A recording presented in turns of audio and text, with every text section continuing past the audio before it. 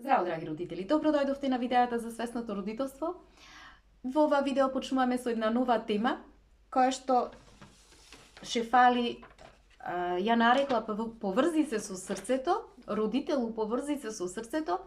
И со оваа тема започнуваме со чекорот број 17. Малку е обемен овој чекор и поради тоа овој чекор ќе содржи неколку видеа. Пред секој нов чекор Шефали пишува стихови и сега ќе ви ги прочитам стиховите со кои се објаснува на некој начин содржината на целиот овој чекор. Кога ти велиш X, мислам дека мислиш на Y. Кога ти велиш Y, јас мислам дека мислиш на Z. Зборуваш со шифри и со кодови и ми отежнуваш. Може би затоа што се обидувам да сум секогаш во право. Или пак се обидувам да бидам логична. Или на крај може би само се обидувам да ја добијам играта. Но кога ќе се симнам подлабоко до моето срце, ја напуштам потребата да сум во право и само се фокусирам на подобро разбирање. И се менува тогаш. Одеднаш се изразуваш. Јасно, целосно те гледам кој си, и се е во ред со нашата врска. Кога ја напуштам потребата да сум секогаш во право. Ова се нејзини преубави стихови за овој чекор.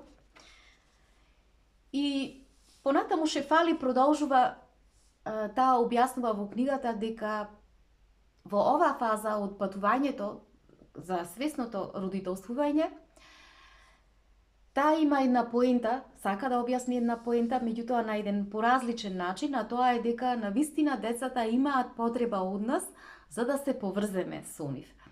И зошто е тоа така? Затоа што тоа е во суштина, поврзувањето е основата за емоционална благосостојба на секое дете.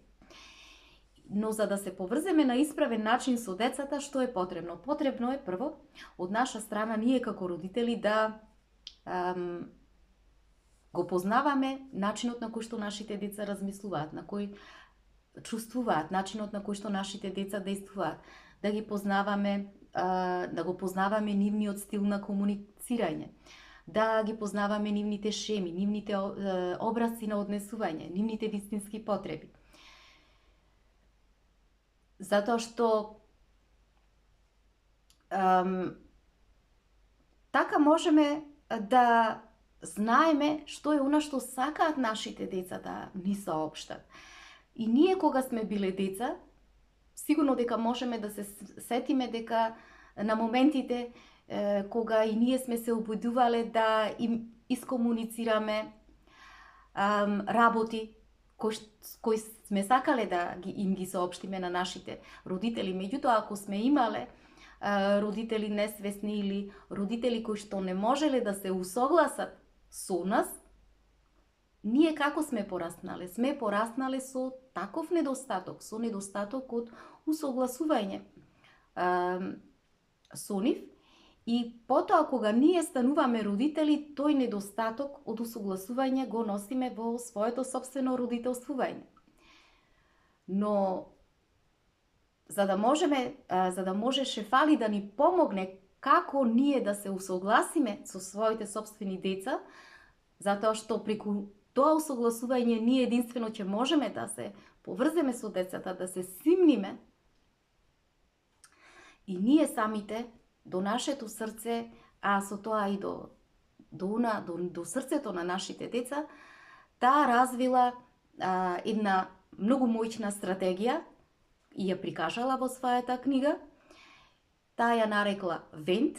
Всушност, оваа стратегија е кратеница од 4 збора, а тоа се зборовите валидизација, емпатија, нормализација или неутрализација и трансформација. Учењето ВЕНТ всушност представува еден многу моćен метод за управување со емоционалниот свет на детето на начин кој му овозможува тоа да биде видено и да биде вреднувано за неговото автентично јас. И сега овде Шефали започнува. Што значи најпрво да почнуваме со зборот валидизација. Од каде потекнува овој збор валидизација? И јас пронајдов дека потекнува од латинскиот збор validus, што означува силен, цврст, важечки и со вредност, и од него потекнува и латинскиот збор validere, што значи да се направи нешто силно, да се направи нешто значајно, признаено, важечко, и од тука зборот валидизација подразбира да се признае вредноста на нешто што е суштинско и на нешто што е значајно. И од тука Шефали во својата книга им објаснува на родителите што значи да се валидизира друго човечко битие или друго човечко суштество.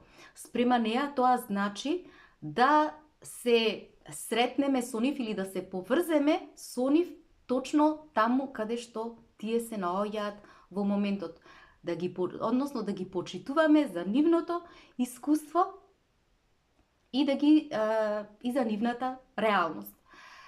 Значи, тоа нивно искуство, нивната реалност не мора да се вклопува со нашето искуство, да не мора да се вклопува со нашиот начин на размислување, со нашето собствено искуство, со нашето очекување или пак како ние се справуваме со работите. Туку се што е важно, важно е другата личност да ние да ја почитуваме за и да ја признаеме за нејзиното искуство доживеано и за нејзината реалност. Например, ако нашето дете си дојде дома и е вознемирено и плачи заради нешто што му кажало неговото другарче, ние имаме можност да направиме две работи. Или да го потврдиме, да го валидизираме, или да не го потврдиме, да не го валидизираме. Како би изгледало потврдувањето на нашето дете? Тоа би изгледало на следниот начин. Доколку му кажеме: гледам дека навистина си вознемирен од она што ти го кажа другарчето. Гледам дека си навистина повреден и луд си. Ако сакаш да ми кажеш нешто повеќе околу тоа, можеш да ми кажеш. Јас те слушам, тука сум за тебе. Овде што можеме да забележиме? Дека постои едно длабоко присуство од наша страна и дека ние не ја негираме болката на нашето дете. Поништувањето пак или непотврдувањето на нашето дете како би било? Кога ние би се однесувале на следниот начин. Да му кажеме: ајде бе, престани да цимолиш, престани да претеруваш. Јас не верувам дека тоа дете тоа другарче твое сакало да те повреди. Престани со оваа глупост, одиграј си. Значи, овде гледаме како ние влегуваме во еден обид да го искоригираме она што го доживеело детето, да го искоригираме неговото искуство и даваме наше мислење. И овде Шефали ги прашува родителите: родители, дали можете да ја видите разликата? Која е пораката која вие би сакале да ја примите од вашите блиски? Од овие две пораки.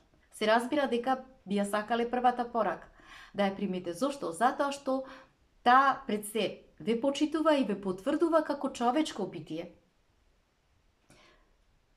Не како идентитет, туку како суштина, како основа.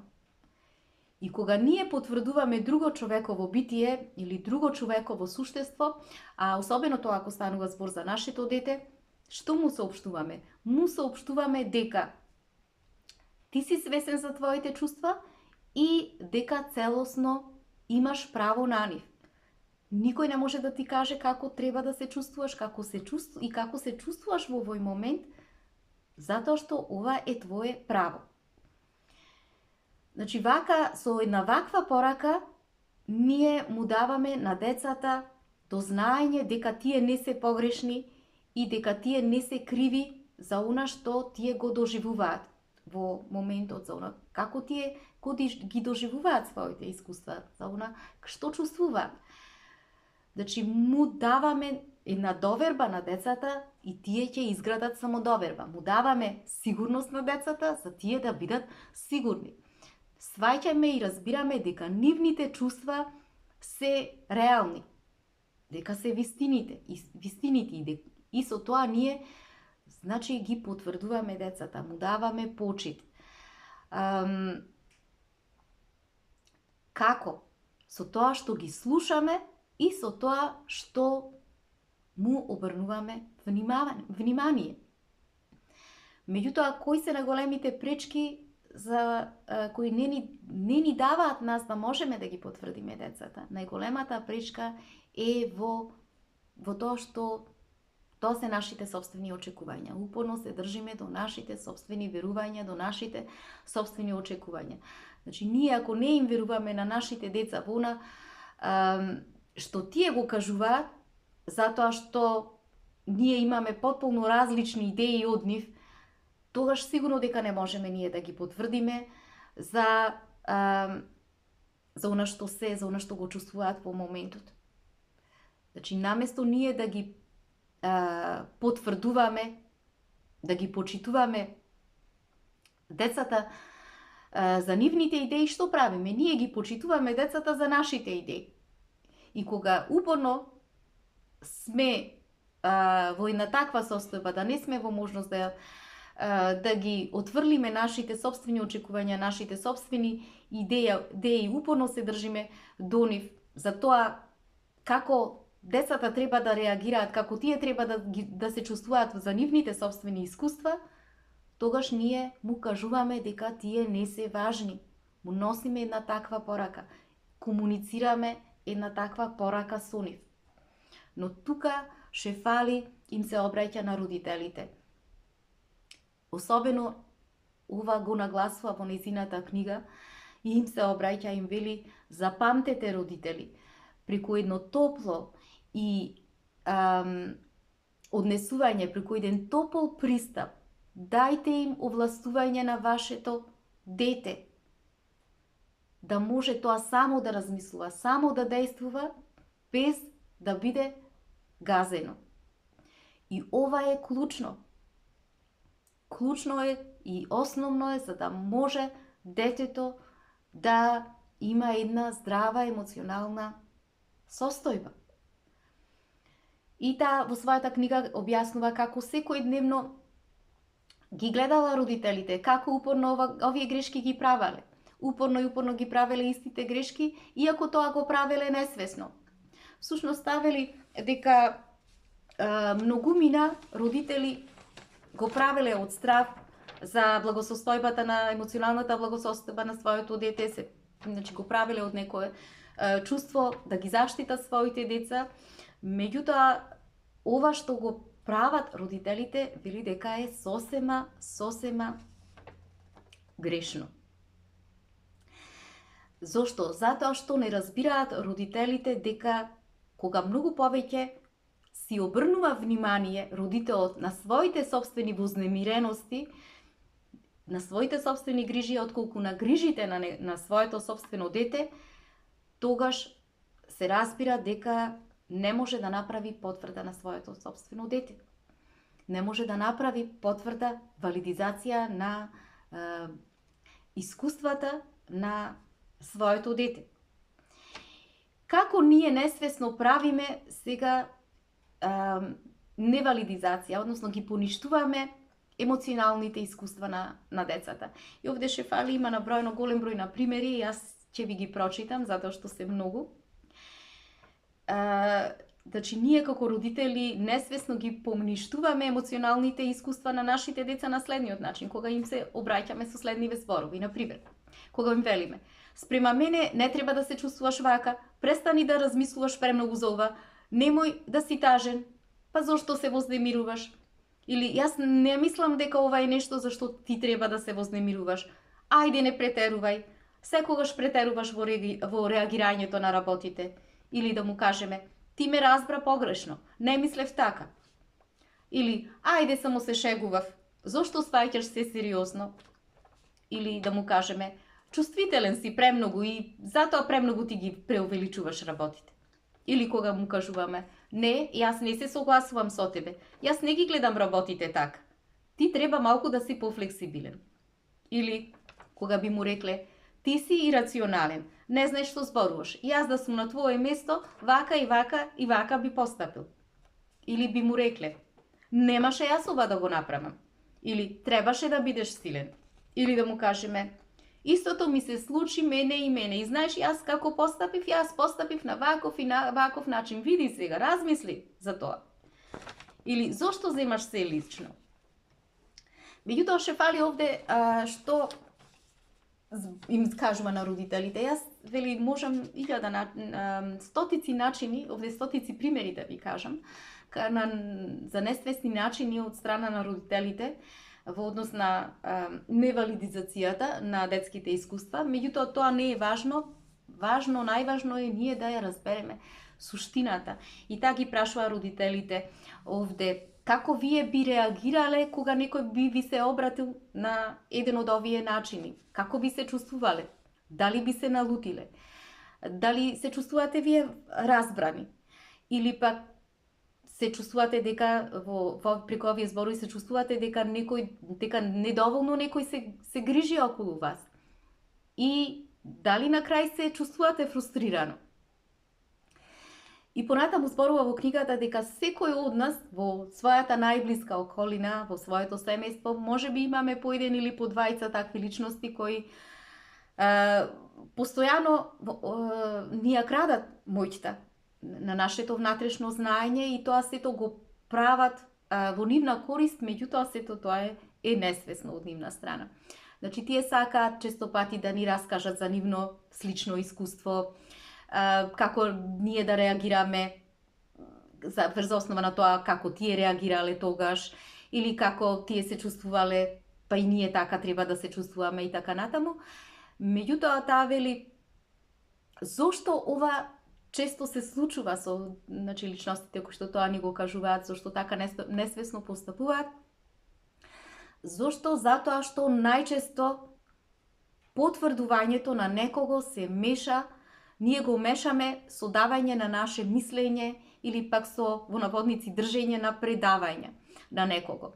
Значи, кога ние даваме наше мислење на некого или држиме предавање, сосема тоа е различно од потврдувањето на некого. Зошто? Затоа што дава сосема спротивен ефект. Значи, не оди во прилог на личноста, во прилог на нејзин раст и развој, туку резултира во одвраќање. Значи, кога ние го даваме нашето мислење без да бидеме прашани и да предаваме лекции, особено на нашите деца, каква порака им пренесуваме? Им пренесуваме ненамерно дека нивниот одговор е погрешен. И ова порака што доведува? Ја го лишува детето од неговиот внатрешен глас, од неговото внатрешно знаење и неговото собствено право на автентично искуство. Значи, ние на овој начин го негираме чувството за внатрешно знаење кај детето. Исто така ги омалуважуваме децата дека тие не се способни да можат сами да се справат со своите собствени искуства и да можат да носат решенија за своите собствени искуства. И на некој начин ние не можеме да му возможиме на тој начин децата да почнат сами да растат, сами да остваруваат напредок. Меѓутоа, кога ги потврдуваме децата или кога потврдуваме нечие друго искуство, што комуницираме? Комуницираме почит, комуницираме доверба, комуницираме грижа. И ги потврдуваме дека сме со нив заедно, дека одиме покрај нив, не дека одиме зад нив или дека одиме пред нив. И тука Шефали дава многу интересна мислење за ова. Ние децата никогаш не треба да ги подкрепуваме или пак да ги престигнуваме. Значи, потребно е да одиме со нив, покрај нив и да ги држиме за раце. И чекорејќи заедно со нив, ние да ги будиме нивните вистински сили, внатрешни сили во откривањето на собствените одговори, кога ги доживуваат доживување собствените искуства. Значи, децата сами тие да си ги најдат решенијата од собствените искуства, а не ние како родители цело време да им кажуваме: добро, јас тука сум, и јас ќе ги, ако доживееш ти некое лошо искуство, јас сум тука, ќе го преобликувам твоето искуство. Тука е мама, тука е тато. Ќе ги покриеме трагите од твоето искуство. Или пак да одиме напред, да му кажуваме: јас го трасирам моето искуство и ти треба да одиш по моето искуство. Ние сме родители кои, доколку сакаме свесно да ги родителствуваме своите деца, потребно е да одиме чекор со нив, заедно. Затоа што кога ги доживуваат своите искуства, да знаат дека сме тука со нив, да им влеваме сигурност и доверба дека ќе ги најдат тие своите собствени решенија врз база на нивното внатрешно знаење. И пример Шефали ни дава за ова, како да, еден пример, значи има милиони начини ние за да можеме да си ги потврдиме нашите деца, меѓутоа ова е еден пример кој што го дава Шефали во својата книга, и доколку, например, нашето дете доживее некоја болка. И која би била една од начините кои би можеле да им се обратиме, со што ќе го потврдиме. Ќе потврдиме болката на нашето дете. Да му кажеме: целосно ја разбирам твојата болка. Знам дека не ти е лесно. Те разбирам. Може би не те разбирам целосно, затоа што тоа е твое искуство, кое што е различно од моето. Но сепак сакам да те разберам. Во моментот гледам дека си вознемирен, но сакам да знаеш дека сум тука со тебе. Иако ти ја доживуваш твојата болка, јас те разбирам затоа што твојата болка има смисла за мене. И исплачи се ако сакаш. Исплачи се, борете да се исплачиш, затоа што солзите се лековити, солзите се здрави. И Шефали овде им објаснува на родителите: родители, можете ли овде да ја почувствувате моќта на овие зборови? Како и даваат почит на другата личност, тие не ја осудуваат, не ја напаѓаат, не ја срамат, не ја менуваат туѓата реалност. Значи, овие зборови само дозволуваат да може другиот да ги чувствува своите чувства.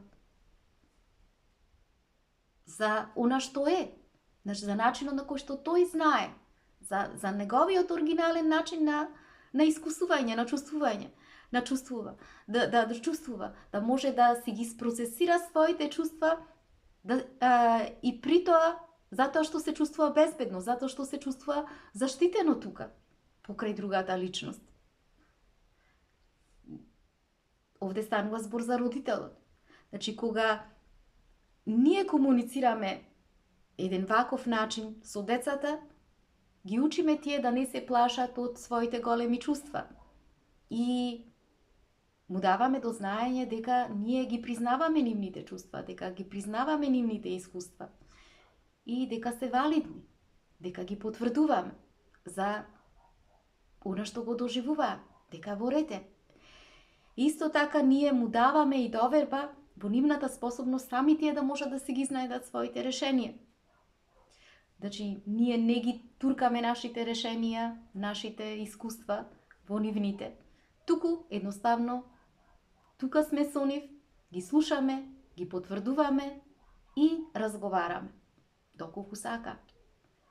Значи, нема борба, овде не настојуваме да ги поправаме, ниту пак бараме да бегаме. од нивните искуства или тие да бегаат од своите собствени искуства. Значи, со ова Шефали кажува на родителите дека токму тоа кога го правиме, ние го правиме преку фокус.